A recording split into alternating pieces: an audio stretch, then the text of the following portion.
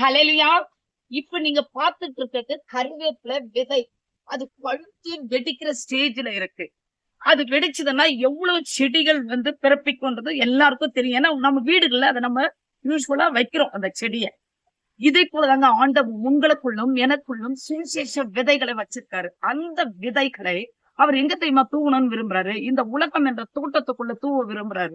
அநேக டிராவல் டைம்ல, வேலை ஸ்தலத்துல, நம்முடைய தெருவுல, நம்ம சந்திக்கிற நபர்களுக்குள்ள, நம்முடைய ரிலேஷன்ஸ்குள்ள கர்த்தர் நம்மை கொண்டுதான் அதை விதைக்கணும்னு நினைக்கிறாரு. ஆனா நாம் என்ன பண்றோம்னா, அந்த சந்தர்ப்பங்களை எல்லாம் நமக்காக, சுயத்துக்காக பயன்படுத்திக்கிறோம். அந்த நேரத்துல ஆண்டவரை விசாரிக்கிறது இல்ல. ஆண்டவரே இந்த இடத்துல நான் எந்த விதைய தூவணும்னு சொல்லுங்க. யார்கிட்ட தூவணும்னு சொல்லுங்க. ஈவன் ஒரு மேரேஜ்ல கூட பாருங்க.